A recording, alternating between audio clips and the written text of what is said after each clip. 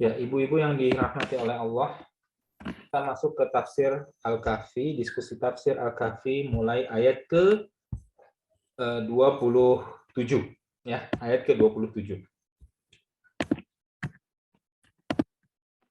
Watlu ma uhiya ilaika min kitabi rabbik la mubaddila likalimatihi wa lan tajida min dunihi multahada. Watlu ya, dan bacakanlah. Watlu ini, utlu itu adalah bentuk perintah.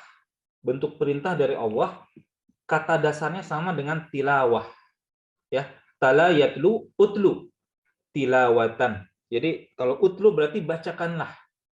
Ya, maksudnya tilawahkanlah. Gitu ya. Watlu nanti kita artikan lebih detail ya, tapi asal katanya seperti itu. Watlu ma apa-apa uhiya ilaika yang diwahyukan kepadamu. Maka di sini adalah Rasulullah Shallallahu Alaihi Wasallam. Jadi Rasulullah disuruh untuk mentilawahkan apa yang diwahyukan kepada beliau. Ya, apa yang diwahyukan kepada beliau. Ya, tetapi ini bukan berarti tidak berlaku bagi umatnya.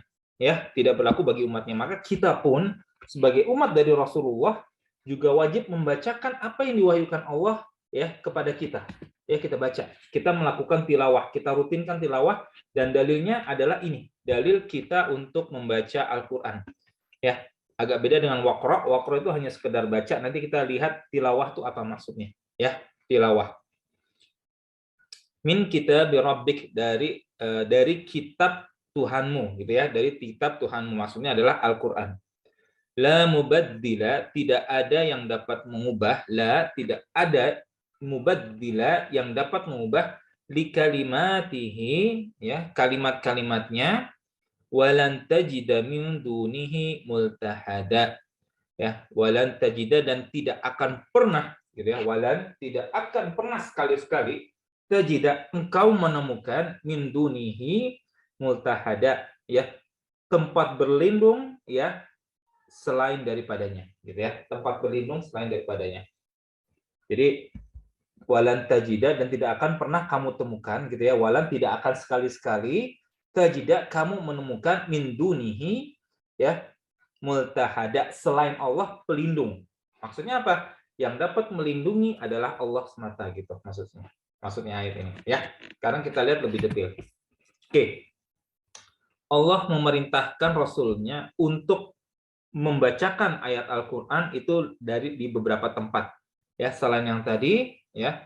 Di sini juga ada di ayat Al-Maidah, di surat Al-Maidah ayat 67, ya ayyuhar rasul, wahai rasul. Di sini lebih eksplisit siapa yang disuruh. Ya ayyuhar rasul, wahai rasul, balligh ma unzila ilaika mir rabbik. Ya, sampaikanlah ya ma unzila, apa-apa yang diturunkan ilaika kepadamu min rabbik, dari Tuhanmu. Ya. Wa illam taf'al fama ballaghta risalatahu. Ya.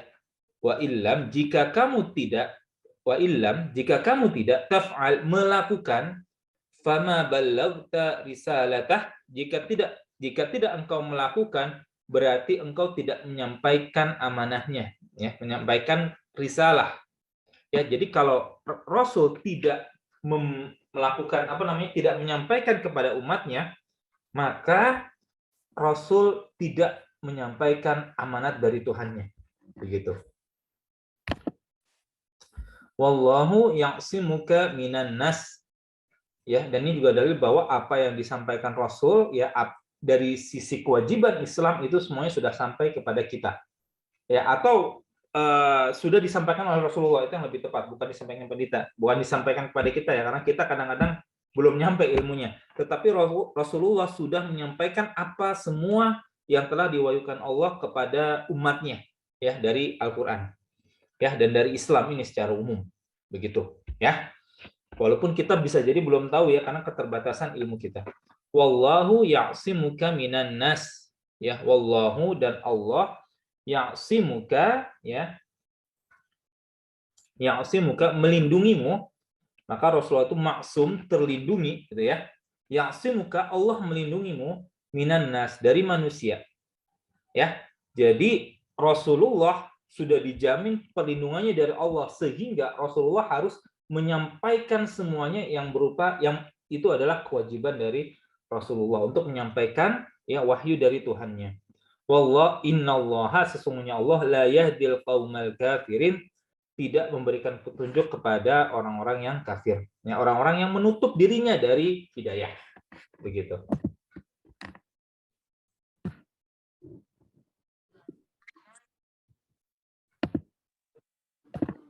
Oke. Jadi ini adalah ayat lain di mana Rasulullah diwajibkan untuk menyampaikan apa yang telah diwahyukan oleh Allah kepada beliau. Gitu ya. Kemudian di ayat lainnya, wa an atlual Qur'an, dan supaya aku membacakan Al-Qur'an kepada manusia. Ya, jadi di ayat sebelumnya adalah beberapa perintah Allah kepada Rasulullah, lalu ayat berikutnya di sini adalah wa an atlual Qur'an, dan supaya aku membacakan Al-Qur'an kepada manusia. Famanihtada fa innama yahtadi li nafsih. Ya, famanihtada, maka kemudian barang siapa, famanihtada, barang siapa ihtada, yang mendapat petunjuk, fa innama, maka sesungguhnya yahtadi li nafsih, ia adalah petunjuk untuk dirinya, gitu ya. Jadi Al-Qur'an yang dibacakan oleh Rasulullah kepada manusia itu nanti menjadi petunjuk. Dan di sini kita sudah paham bahwa kewajiban kita adalah melakukan tilawah kepada Al-Qur'an, bukan sekedar melantunkan. Jadi tilawah di sini dia harus menjadi petunjuk. Al-Qur'an harus menjadi petunjuk, bukan sekedar penyejuk telinga. Itu juga ya, tetapi Al-Qur'an harus bisa menjadi petunjuk bagi hidup manusia. Ya, ini adalah kewajiban manusia untuk melakukan tilawah. Ya, tilawah. Nanti kita lihat artinya secara lebih detail. Faman dhalla, barang siapa yang sesat, faqul innama ana minal mundirin. Dan barang siapa yang sesat, maka katakanlah sesungguhnya aku ini tidak lain hanyalah salah seorang pemberi peringatan. Gitu ya. Jadi kalau ada umat yang menolong, intinya gini, kalau ada salah seorang atau beberapa orang yang menolak dakwah Rasul, maka kita harus mengatakan, saya sudah menyampaikan ya, kira-kira seperti itu. Saya sudah menyampaikan ya, dan saya hanya sekedar ingin menolong, saya hanya memberikan peringatan. Itu maksudnya. Oke? Jadi saya kira-kira seperti itu. Maksud ayat ini adalah, kalau misalkan ada orang yang menolak dakwah kita, maka kita bilang, ini saya sudah menyampaikan apa yang menjadi kewajiban saya. Kira-kira seperti itu. Ya, artinya kira-kira mirip seperti itu. Ya, in ana minal mundirin. Saya hanya memberikan peringatan. Saya hanya salah seorang pemberi peringatan. Begitu. Ya. Jadi di sini juga adalah dalil bahwa Rasulullah melakukan tilawah kepada umatnya. Lalu maksudnya tilawah itu apa? Tilawatan ya, itu lebih dalam pengertiannya dibandingkan qiraah. Ya, qiraah. Orang yang melakukan tilawah ya adalah seseorang yang melakukan membaca sambil mengikuti bacaannya dengan memahami makna kata yang dibacanya. Ya. Jadi kalau ada seseorang yang melakukan tilawah Al-Qur'an, berarti dia adalah orang yang membaca Al-Qur'an sambil memahami makna ayat-ayat yang dibacanya. Dan kita diwajibkan untuk melakukan tilawah Al-Qur'an ya, dari ayat Al-Kahfi ayat 26 ini. Ya. Dan ini sudah menjadi ya common sense ya, menjadi apa ya? Sudah menjadi aksioma. Aksioma itu adalah sesuatu yang dipahami tanpa perlu pembuktian lebih lanjut. Ketika Allah mewajibkan kita membaca Al-Qur'an ya, di ayat ini dan beberapa ayat yang lain, tentunya yang dimaui Allah bukan saja kita hanya sekedar melantunkan. Ya, banyak orang yang sekedar membatasi ketika diwajibkan membaca Al-Qur'an atau disuruh membaca Al-Qur'an itu hanya sebatas melafazkan atau melantunkan. Padahal tidak cukup. Kalau saya seorang dosen menyuruh mahasiswa, tolong ini dibaca buku saya atau buku textbooknya, ya buku teks, maka tentunya yang saya mau dari mahasiswa adalah bukan sekedar untuk melantunkan, kan gitu. Ya sama ini juga, ya sama ini juga. Jadi ketika Allah mewajibkan ya Rasulullah untuk melakukan tilawah, itu maksudnya adalah ya Rasulullah memahami maknanya dan kemudian diajarkan pada manusia, manusia juga memahami maknanya, bukan sekedar melantunkan. Ya, itu adalah kewajiban untuk kita juga sebagai seorang muslim di sini. Ya, jadi tilawah di sini ya kita harus sampai memahami makna ayat-ayat yang dibaca begitu. Ya. Kita lanjut ayat yang tadi di Al-Kahfi, di sini Allah mengatakan la mubaddila likalimatihi wa lan tajida min dunihi multahada. Ya, tidak ada seorang pun ya yang tadi ya, la mubaddila likalimatihi, ya tidak ada seorang pun yang dapat mengganti atau mengubah kalimat Al-Qur'an, baik kalimat perintah maupun larangan, ya, baik kalimat ancaman yang terhadap yang mereka yang melakukan kemaksiatan, ya. Jadi gini, tidak ada seorang pun yang dapat mengganti isi Al-Qur'an, baik perintah atau larangan, ancaman, ya, ataupun janji Allah kepada mereka yang berbuat kebaikan. Tetapi apakah Al-Qur'an ini tidak boleh diubah gitu ya? Hanya Allah yang kuasa mengubah atau mengganti kalimatnya. Ya, jadi kalau ibu-ibu pahami di sini, Al-Qur'an ini ada beberapa kali dia mengalami nasikh dan mansukh, ada yang menghapus dan ada yang dihapus. Ya. Dan itu yang dimansukh, yang dihapus itu ada yang masih tertulis di Al-Qur'an, ada yang tidak yang sudah dihapus sama sekali dari ingatan manusia pada saat itu. Begitu. Ya. Yamhullahu ma yasha wa yuthbit. Ya, Allah menghapus, yamhu, Allah menghapus, ma yasha, apa-apa yang dihendaki, wa yuthbit, dan menetapkan apa yang dia kehendaki. Wa indahu ummul kitab, dan di sisinya terdapat ummul kitab, lauhul mahfuz. Kitab di ini ya, di sisinya itu ada kitab yang menulis perjalanan dari awal hingga akhir gitu ya. Ada ummul kitab, kitab induk lah kira-kira seperti itu. Ya. Al-Qur'an ya, wahyu yang berasal dari Allah itu ada beberapa yang nasikh dan ada beberapa yang dimansukh, ada yang menghapus dan ada yang dihapus. Ya. Ada yang dihapus ini tetap berada dalam Al-Qur'an dan ada yang tidak lagi. Ya, jadi itu dianggap Allah tidak relevan lagi, kemudian Allah menghapus. Allah berkehendak, tapi kita manusia tidak boleh menghapus dan mengganti, nggak boleh. Hanya Allah yang berhak melakukan hal tersebut. Ya, Rasulullah hanya sekedar menerima wahyu dari Allah mana yang harus dihapus begitu. Dan kadang-kadang ini ada ayat-ayat yang dihapus itu dibuat lupa dari Rasulullah dan para sahabat, dibuat lupa. Ada yang seperti itu. Nah, ada juga yang hanya hukumnya yang dihapus, ya, hanya hukum yang dihapus, tetapi masih berada di dalam Al-Quran atas hikmah yang diberikan Allah begitu. Contoh, ini contoh, tapi saya yakin masih banyak. Ketika masalah minuman keras, ya, minuman keras, ya Allah tidak langsung menghapus, tapi pelan-pelan, ya, dengan mengatakan yang pertama, minuman keras itu, ya, atau khamar itu lebih banyak buruknya, ya, khamar dan judi itu lebih banyak buruk, lebih banyak mudarat daripada manfaatnya. Lah, ya, lebih banyak mafsadat daripada manfaatnya. Lalu meningkat, jangan minum khamar ketika hendak sholat, ya. Kemudian meningkat lagi, baru terakhir, ya, tidak boleh meminum khamar sama sekali begitu. Jadi meningkat. Yang dulu-dulu dimansukh, tetapi atas berkat, atas hikmahnya itu tetap ada dalam Al-Qur'an, ya. Kebetulan saya agak lupa, tetapi ada dalam Al-Qur'an. Ya, ayat yang posisinya di mana itu ada. Ya, jadi bertahap gitu ya. Jadi kewajiban itu dilakukan secara bertahap. Kira-kira seperti itu. Jadi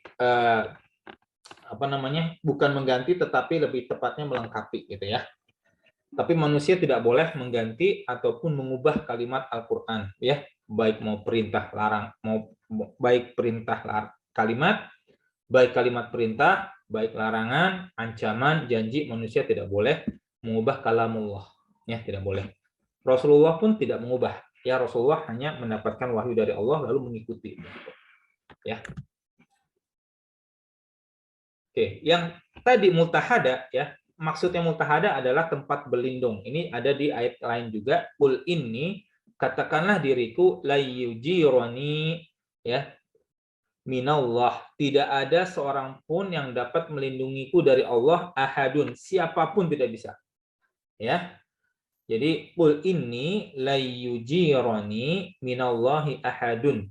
Ya, tidak ada yang seorang pun yang dapat melindungiku dari Allah ya, walan ajida min dunihi multahada. Ya, ini multahada ada lagi di sini, dan tidak akan sekali-sekali aku menemukan min dunihi, ya, tempat berlindung selainnya. Multahada ini tempat berlindung, ya. Jadi di sini maksudnya adalah multahada adalah tempat berlindung yang paling kokoh, yang paling kuat adalah Allah. Ya, kita tidak bisa melakukan maksiat di mana, ya, di mana aman dari penglihatan Allah, tidak bisa. Ya, jadi Allah, ya, Allah merupakan tempat berlindung yang paling mutlak, ya, tempat berlindung yang paling mutlak, ya. Tidak ada yang dapat melindungi diri kita, ya, selain daripada Allah, begitu. Oke, tetapi ini harus dipahami bahwa perlindungan dari apa? Perlindungan dari apa? Ini juga sama, kita harus memahami perlindungan dari apa. Ya, perlindungan dari apa? Di sini sebenarnya ancamannya lebih kepada orang-orang yang merubah kalimat Allah, maka itu seolah-olah ancaman bagi mereka, ya, mereka tidak dapat menemukan tempat berlindung selain daripada Allah. Intinya adalah tidak boleh mengubah. Ya, jadi di sini kalimat Al-Kahfi di sini surat di ayat 27, Rasulullah diwajibkan baca, tidak ada yang dapat mengubah. Kalau ada yang berani mengubah, maka tunggulah adab daripada Allah, dan tidak ada yang mampu melindunginya dari adab Allah. Ya, dan di sini berarti yang dipahami adalah perlindungan itu adalah perlindungan dari adab Allah di akhirat nanti. Ya, di akhirat nanti tidak ada yang dapat melindungi kita selain daripada Allah. Begitu, ya.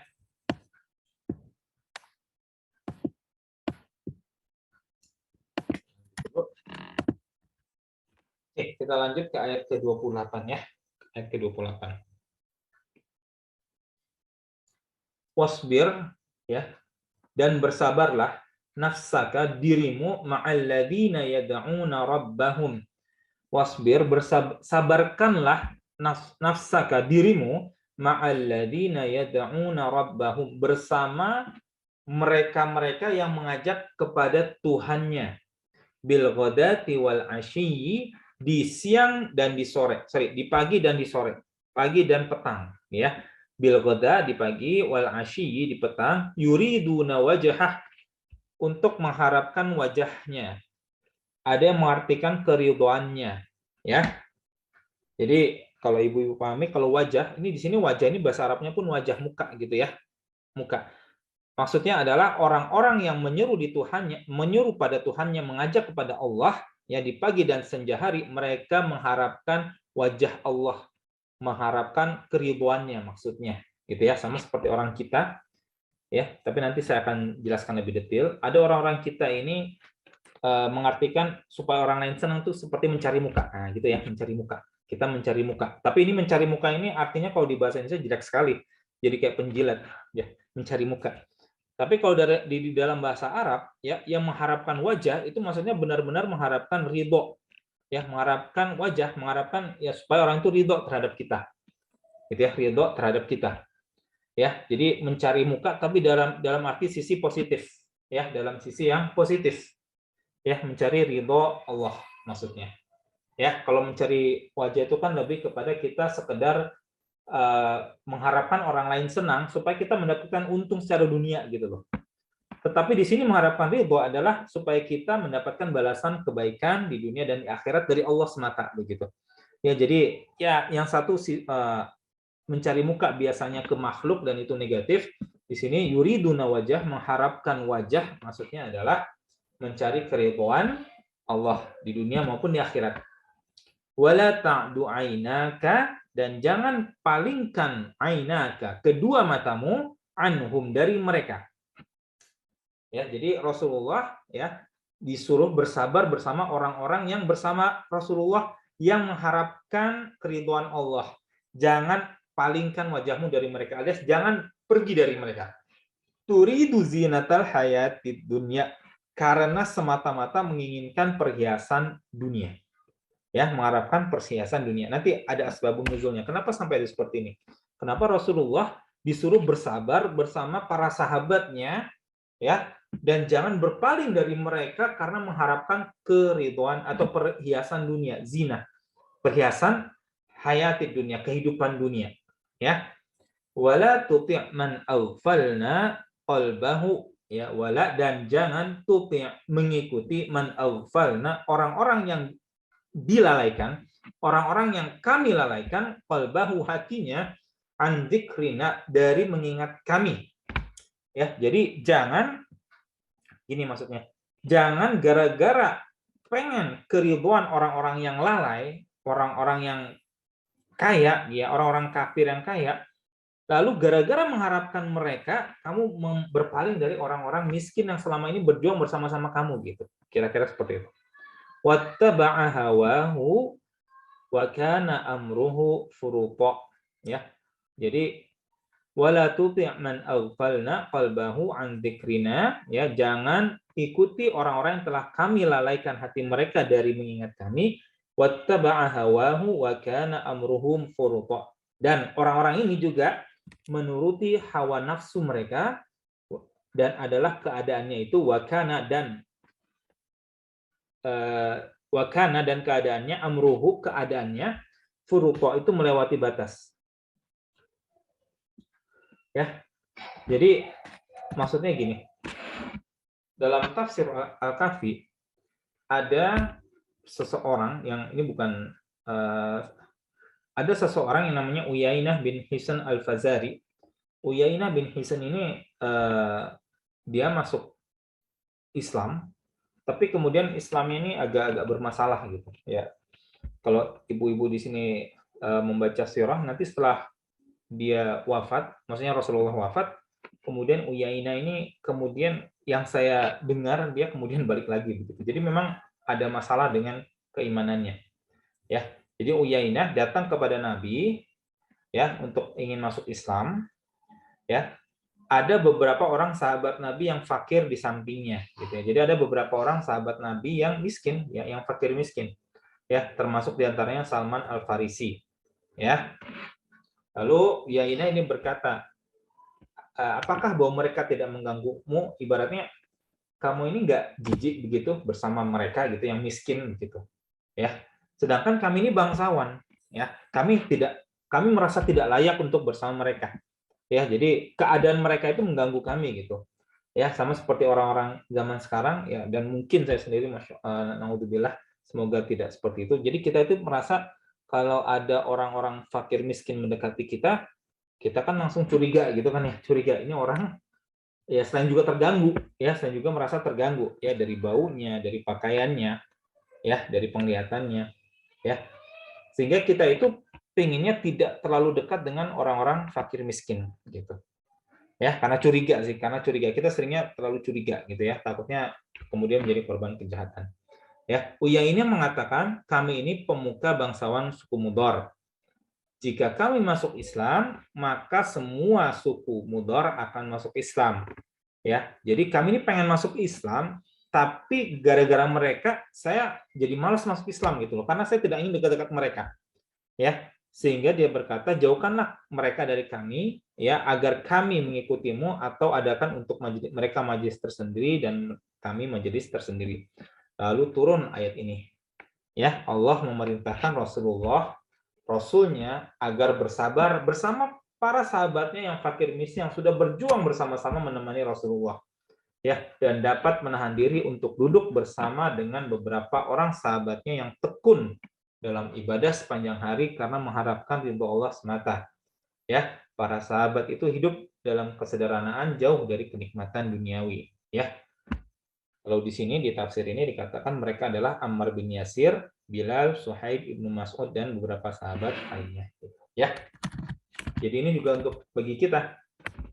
Kalau kita udah berjuang bareng-bareng, ya, kemudian jangan meninggalkan yang kita sudah berjuang lama bersama mereka demi kenikmatan dunia yang sesaat. Tidak boleh.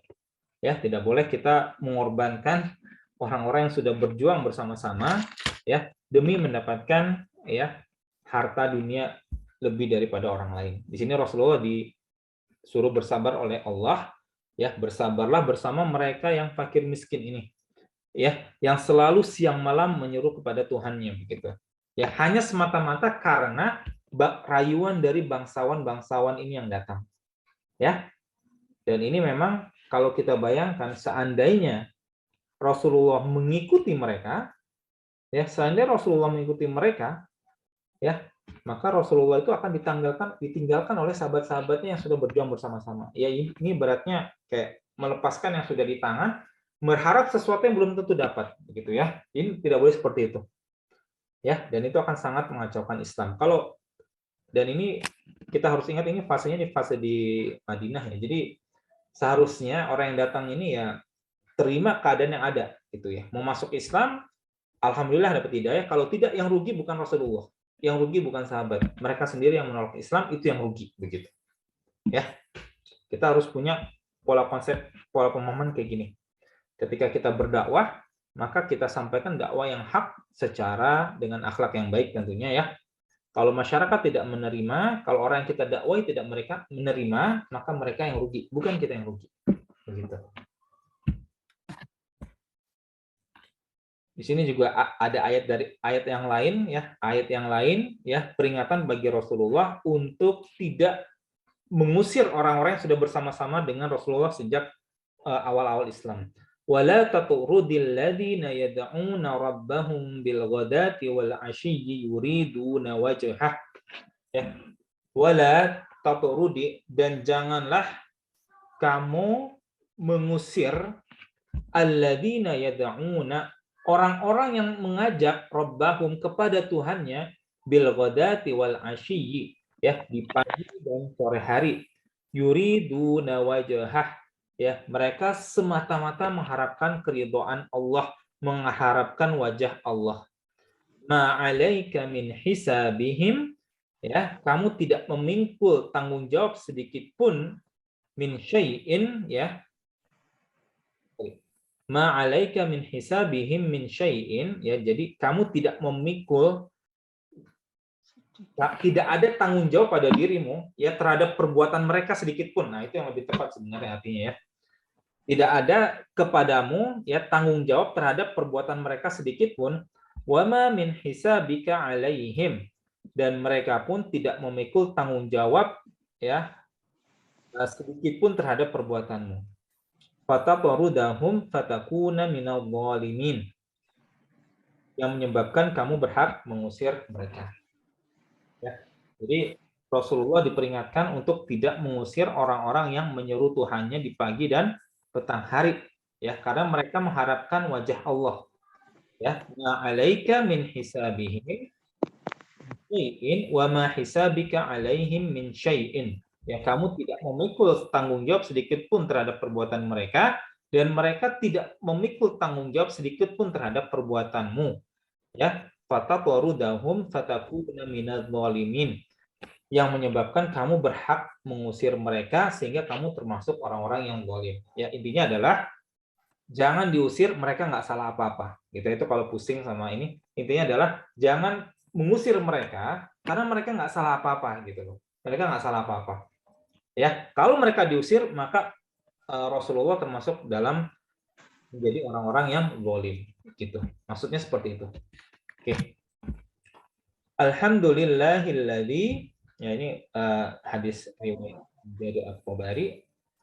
Alhamdulillahilladzi ja'ala fi ummati man amarani an usabbir nafsi ma'ahum. Alhamdulillah, segala puji bagi Allah, alladzi ja'ala, yang telah menjadikan fi ummati, kalangan umatku, man amarani, orang yang aku diperintahkan an usabbir, untuk sabar, nafsi untuk sabar menahan diriku ma'ahum, untuk bersama mereka. Begitu. Ya, jadi Rasulullah bersabar terhadap kaumnya, gitu ya, bersabar terhadap keadaan kaumnya. Kadang-kadang kita ini kalau misalnya bersama orang-orang fakir miskin suka tidak sabar gitu ya, suka tidak sabar. Karena macam-macam. Karena kadang kita jadi ikut menanggung mereka gitu ya. Kemudian pola pikirnya kan suka berbeda kadang-kadang ya, orang yang secara ekonomi mampu, yang secara ekonomi itu agak di bawah itu beda.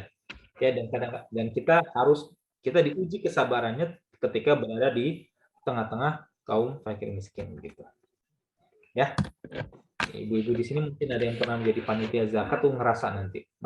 Jadi kalau saya pernah jadi panitia zakat, itu Masya Allah sangat susah membuat mereka antrinya itu taat gitu, sangat sulit.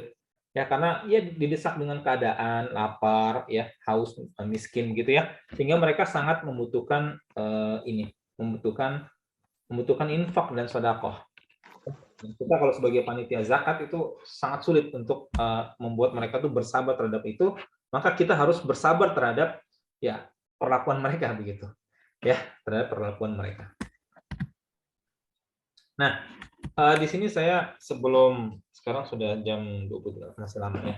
Di sini saya ingin membahas sedikit ya, yang ini agak lebih ke sifat Allah tentang wajah Allah ya, karena ada beberapa orang yang menakwilkan bahwa wajah di sini maksudnya adalah keridhaan ya. Walaupun itu betul, tetapi kemudian kita tidak bisa terlalu jauh menganggap bahwa wajah di sini ya berarti karena diartikan sebagai keridhaan lalu ditakwil bahwa disimpulkan bahwa Allah tidak memiliki wajah. Nah, tidak boleh begitu. Tidak boleh begitu juga. Jadi Allah ini adalah salah satu dalil di mana Allah itu memiliki wajah. Tetapi wajah Allah berbeda dengan wajah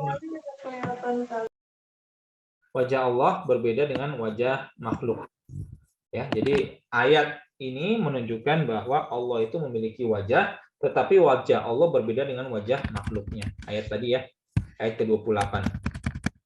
Ini ya, ketika dikatakan adalah mereka mengharapkan wajah Allah, ya, itu menunjukkan bahwa Allah memiliki wajah.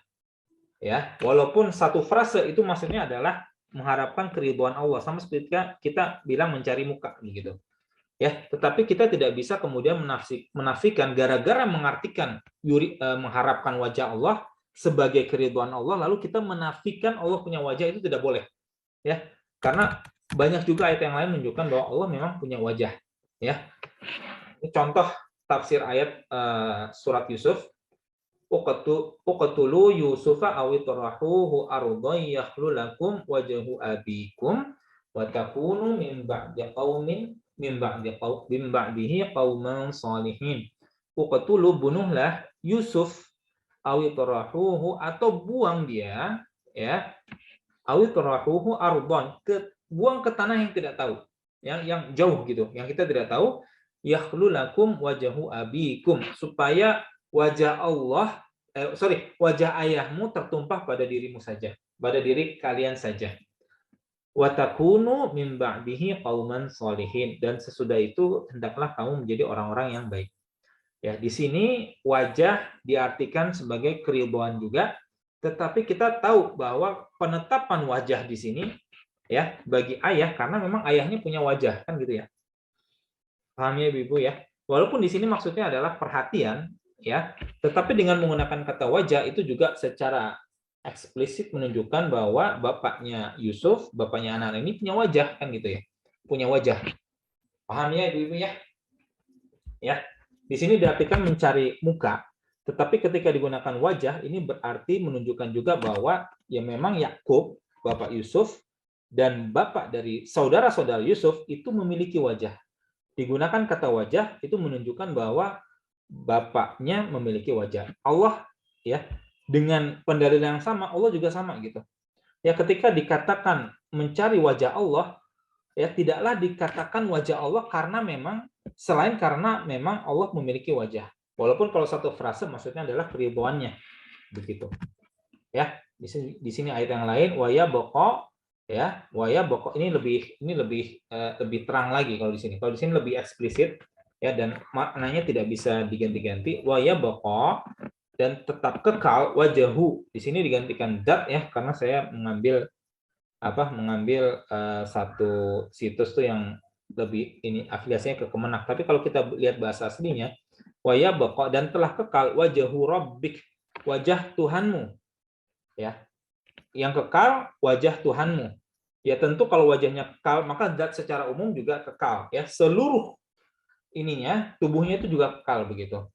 Ya, tetapi ini menunjukkan bahwa Tuhan punya wajah ya. Tuhan memiliki wajah. Sebenarnya kalau kita bisa melihat kita menunggu seseorang lalu kita mengatakan belum nampak batang hidungnya begitu. Ya karena memang si orang yang kita tunggu ini memiliki batang hidung. Jadi satu bagian itu mewakili seluruh bagian dari tubuhnya begitu. Ya ini juga mirip. Wa ya baqa wajhu rabbika dzul jalali wal ikram. dan telah kekal wajah Tuhanmu, ya, wajahnya kekal, maka satu tubuhnya kekal karena Allah hidup, gitu ya. Dzul Jalali, yang memiliki kebesaran wal ikram dan kemuliaan. Ya. Tetapi harus diingat bahwa wajah Allah berbeda dengan wajah makhluk. Paham ya? Jadi Allah memiliki wajah, Allah punya tangan, ya Allah punya betis. Itu ada di ayat lain. Allah punya betis, Allah punya tangan, Allah punya muka, ya. Tetapi berbeda dengan berbeda dengan makhluk, ya. Tangan Allah berbeda dengan tangan makhluk. Betis Allah berbeda dengan betis makhluk. Fatirus samawati wal ard, ya. Dialah pencipta langit dan bumi, ja'ala lakum min anfusikum, ya, menciptakan kalian dari satu jenis, ya. Menjadikan bagi kamu dari jenis kamu azwajan, pasangan, ya, pasangan-pasangan. Ya, jadi Allah menciptakan dari kalian pasangan-pasangan. Wa minal an'ami azwajan, dan dari binatang ternak pasangan-pasangan juga. Yadra'ukum fih, ya, dan dijadikannya kamu berkembang biak dengan jalan itu. Laisa kamitslihi syai'an. Nah, ini yang penting. Tidak ada satupun yang menyerupai dia. Wa huwas samiul basir, dan dialah yang maha mendengar dan melihat. Begitu, ya. Jadi Allah memiliki wajah. Wajahnya seperti apa? Wallahu a'lam. Wallahu a'lam bishawab. Nanti kita bisa melihat nanti ketika masuk surga. Ya, ketika kita diberikan kenikmatan untuk melihat wajah Allah, nah baru kita bisa tahu nanti wajah Allah seperti apa. Ya, kalau untuk saat ini tidak bisa. Tetapi dari ayat ini kita tahu bahwa Allah punya wajah. Ya, tapi wajahnya berbeda dengan wajah makhluk. Ya. Wajahnya Allah berbeda dengan wajah makhluk.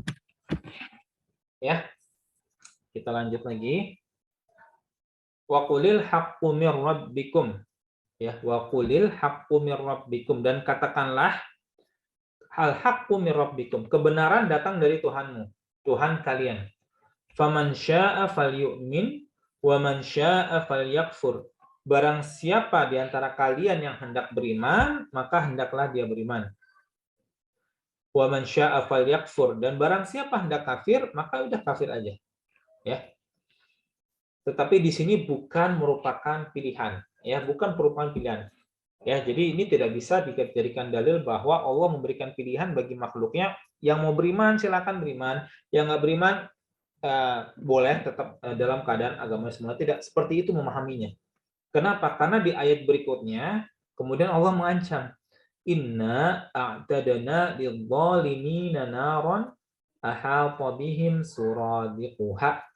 Sesungguhnya kami telah sediakan bagi orang-orang zalim itu neraka yang gejolaknya mengepung mereka. Ya, inna, sesungguhnya a'tadna, kami siapkan lidzalimina, kepada orang-orang zalim, naron, neraka. Ahata bihim suradiquha, yang gejolaknya mengelilingi mereka. Ya, apinya itu menjadi pagar, ya, sehingga orang-orang ini tidak bisa keluar. Ya, ini tentunya ancaman yang kita pahami. Siapa yang diancam dengan neraka? Tentunya orang-orang zalim. Zalim itu siapa? Ya, orang-orang kafir. Kalau perbandingan mukmin dan kafir, maka yang zalim adalah orang-orang yang kafir. Di sini. Ya. Jadi ini ibaratnya seperti kita mengancam anak gitu ya. Mau sekolah boleh, nggak sekolah juga nggak apa-apa. Tapi ya, kalau nggak sekolah nanti nggak dikasih uang jajan. Kira-kira seperti itu. Ancaman, ya, ancaman. Ancaman berbentuk ya ajakan, ya bukan ajakan, memberikan pilihan tapi sebenarnya mengancam gitu. Ya, kalau orang yang berakal tentu tahu ini maksudnya bagaimana. Ya, orang beriman tentu tahu maksudnya bagaimana. Ini pertanyaan berarti pertanyaan yang retoris. Yang sudah jelas jawabannya apa, gitu kan ya. Yang mau beriman silakan, yang tidak mau beriman silakan. Tapi kami sudah siapkan neraka ini loh buat orang-orang yang kafir. Ya, itu kan jelas berarti. Ya, bukan merupakan pilihan sebenarnya. Itu adalah pertanyaan retoris. Ya, yang menunjukkan sisi balaghah Al-Qur'an, gitu. Sisi keindahan bacaan Al-Qur'an.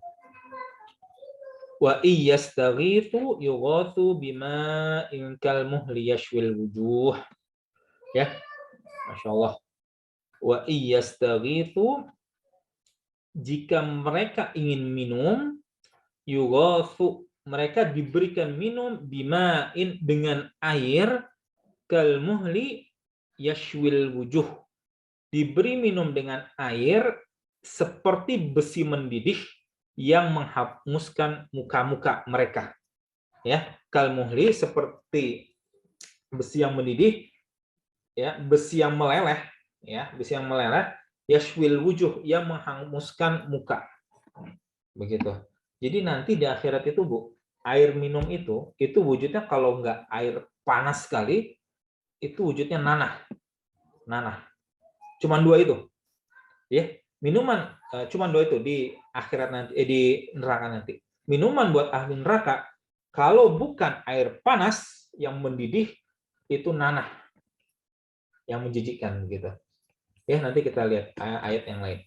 Bi'sa syarabu wa sa'at murtafaqa. Ya, itu adalah minuman yang paling buruk, bi'sa syarab wa sa'at murtafaqa, dan tempat istirahat yang paling jelek, ya. Murtafaqa, tempat untuk bertelekan gitu ya, berbaring begitu. Yang paling jelek. Ya, jadi neraka ya, itu di dalamnya dikasih minum, tapi minumnya adalah air yang kalau diminum itu bisa menghanguskan muka. Ya.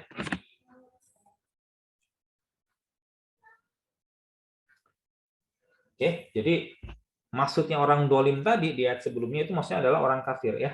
Dikuatkan oleh ayat yang lain, ya ayyuhalladzina amanu, wahai orang-orang yang beriman, anfiqu, ya berinfaklah, mimma razaqnakum, dengan sebagian dari rezeki yang telah kami berikan kepadamu, min qabli ayyatiya yaumul la bay'un fihi wala khullah, sebelum datang hari yang pada hari itu tidak ada lagi bay' jual beli, wala khullah wala syafa'ah, ya. Jadi tidak ada lagi jual beli dan syafaat. Wal kafiruna humudz zalimun. Nah, ini yang lebih jelas. Orang-orang kafir itulah mereka yang zalim. Itulah mereka yang zalim. Ya, jadi yang dimaksud orang-orang zalim itu bisa juga dimaksud untuk orang-orang kafir. Begitu. Kalau pilihannya antara mukmin dan kafir, maka jelas maksudnya adalah orang zalim adalah orang-orang yang kafir. Ya. Miwaraihi, ini saya lupa mencantumkan ayatnya. Miwaraihi jahannamu wa yusqa mimma in sadid, ya, dan di hadapannya ada jahanam dan dia akan diberi minuman dengan air nanah.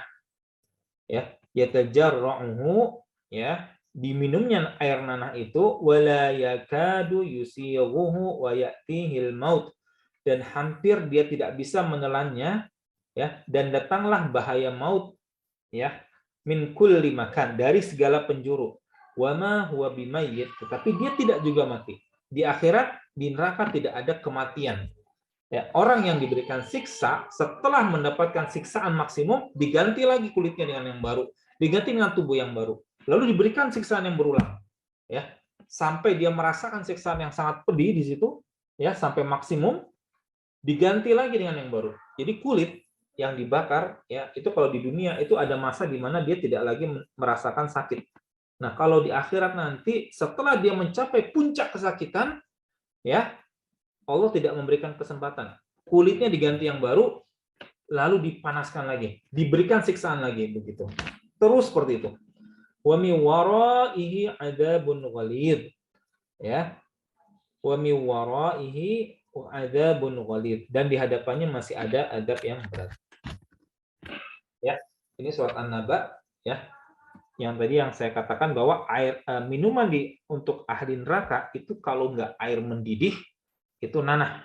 Inna jahannama kanat mirsada, di neraka jahanam itu ada tempat pengintai, littagina ma'aba, ya, untuk sebagai tempat kembali bagi orang-orang yang melampaui batas, labithina fiha ahqaba, mereka tinggal di dalamnya berabad-abad lamanya, la yaduquna fiha bardaw wala syaraba, tidak ada, ya, kesejukan, ya, di dalam neraka, ya, badan untuk kesejukan, mereka tidak merasakan kesejukan, ya, wala syaraba, dan tidak mendapatkan minum, illa, kecuali hamiman, air yang mendidih, wa ghassaqa, dan nanah, ya, jazaa'u wifaqa, sebagai pembalasan yang setimpal, gitu ya. Jadi di neraka ini, masya Allah, naudzubillah, air minumnya itu adalah kalau bukan air mendidih itu nanah. Dua itu aja, ya. Jadi tidak ada kesejukan ketika minum. Tetapi mereka harus minum karena itu adalah bentuk sisaan bagi mereka juga. Ya, Allah memaksa mereka untuk minum. Ya, yang kalau diminum itu membakar wajah mereka. Ya, yang membakar wajah mereka.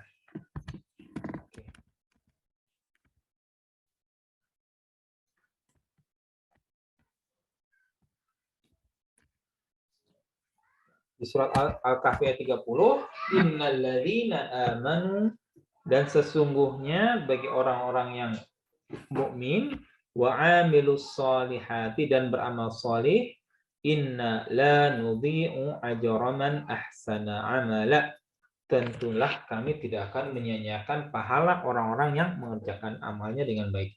Jadi kalau untuk orang-orang zalim, orang-orang kafir di neraka, untuk orang-orang solih, maka pahala mereka tidak akan pernah disia-siakan, akan ada timbangnya di sisi Allah. Ya, ulaika, ini ayat 31-nya, ulaika lahum, mereka itulah bagi mereka jannatun, ya, jadi mereka akan mendapatkan surga aden, ya, adenin tajri min tahtihimul anharu yuhallawna fiha min asawira min dhahabi wa yalbasuna thiyaban khudran min sundusi wa istabraq muttaqiina fiha 'alal araik. Ya, ulaika lahum, bagi mereka jannatun adnin, ya, surga Aden, ya, surga Aden.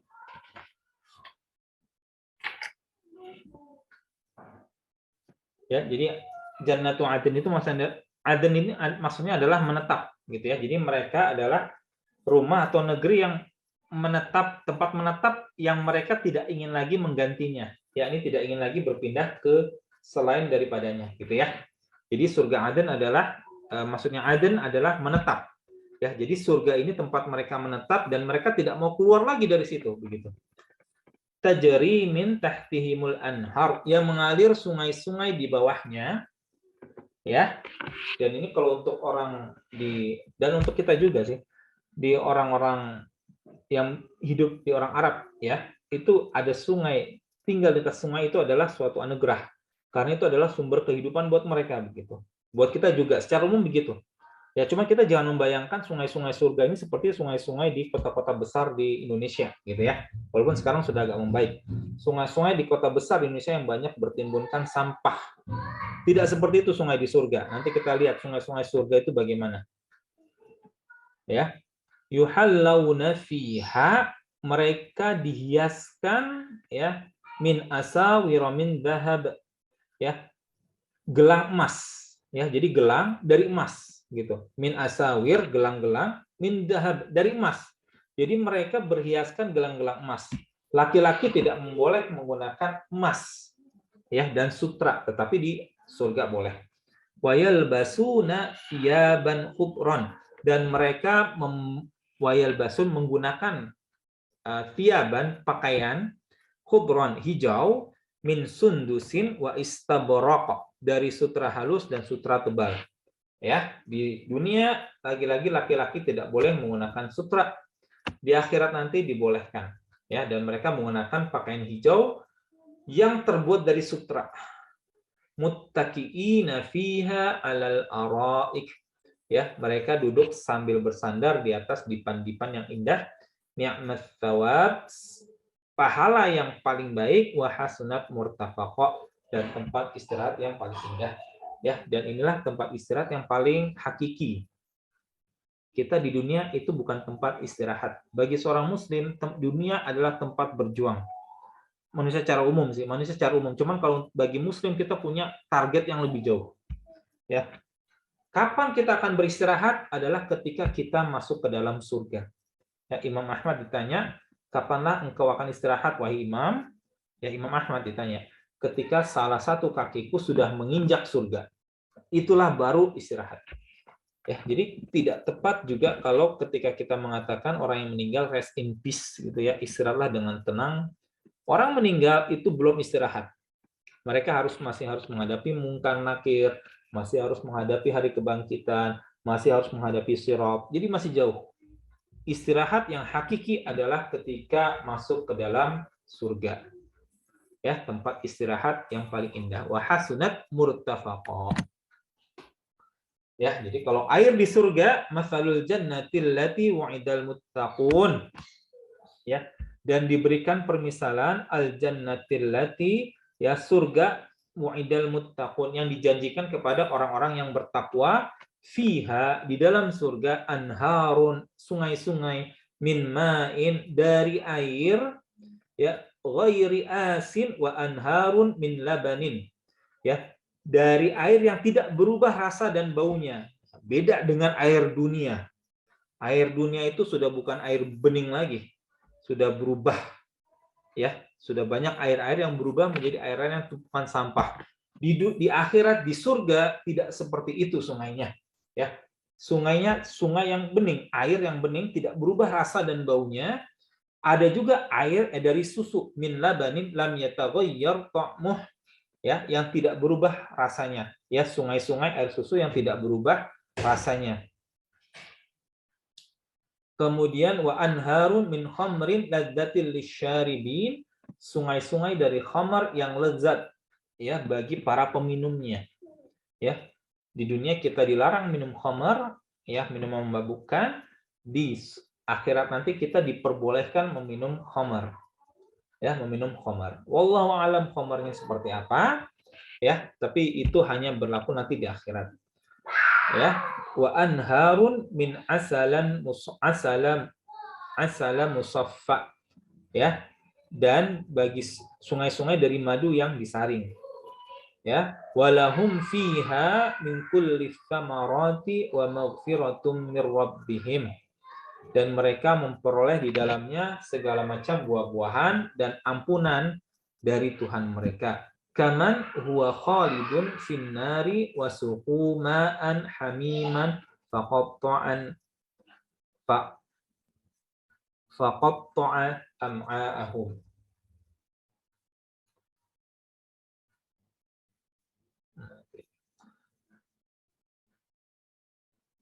Iya. Dan mereka memperoleh dan ampunan dari roh mereka. Apakah sama orang-orang yang mendapatkan nikmat di surga ini dengan orang yang kekal di dalam jahanam dan diberikan minuman dengan air yang mendidih sehingga memotong usus mereka, begitu. Ya, faqatta'a berarti ini benar. Faqatta'a am'a'ahum. Jadi, Bu, orang-orang di dalam surga itu mendapatkan air, ya, atau sungai-sungai yang ada airnya, lalu sungai yang ada isinya air susu, ada yang dari khamar, ada yang dari madu. Sedangkan di akhirat tidak ada minuman seperti ini. Yang ada adalah air mendidih, yang air mendidih bisa membakar wajah mereka dan memotong ususnya di sini. Allah memberikan keterangan air mendidih yang diberikan kepada orang-orang yang masuk neraka di ayat tafsir Al-Kahfi tadi, ya, itu dikatakan bisa membakar wajah mereka. Di surat Muhammad 15, air mendidih itu bisa memotong usus mereka, gitu. Ya, bisa memahami ya. Jadi kalau usus itu dilewati dengan air mendidih, itu nanti itu jadi tembus gitu loh. Mereka membuat membolongi isi usus mereka begitu. Itu yang mereka rasakan ketika meminum air mendidih di neraka. Ya, sekali lagi di neraka minumannya kalau bukan air mendidih yang membakar muka dan memotong usus, itu adalah air nanah. Dua itu pilihan, tidak ada yang lain. Ya, sedangkan di surga air yang diberikan berasal dari sungai. Ya, isinya apa? Sungai air yang jernih, tidak berubah rasa dan baunya, tidak seperti di dunia ya. Ya, air di dunia itu sudah macam-macam baunya. Di sini di surga nanti tidak seperti itu. Ada juga dari susu, ada yang dari khamar, dan ada yang dari madu. Ya, ini adalah sumber air di surga nanti. Ya. Ashabul jannah yauma idzin khairum mustaqarran wa ahsanu maqila.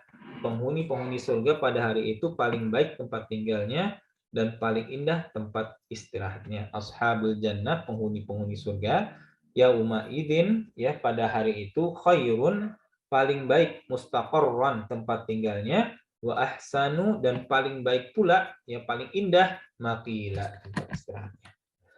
Ya, Oke, itu adalah materi kita untuk hari ini. Jadi saya stop share dulu. Kemudian saya stop